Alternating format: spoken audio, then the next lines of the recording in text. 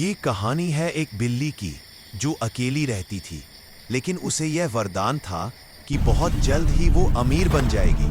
उसके बाद वो अमीर बन गई, फिर उसके दोस्त भी बन गए और वो फिर बिल्ली उनके साथ घूमने गई बाइक से, अपने दोस्त बतख के साथ और अपने बिल्ली के साथ।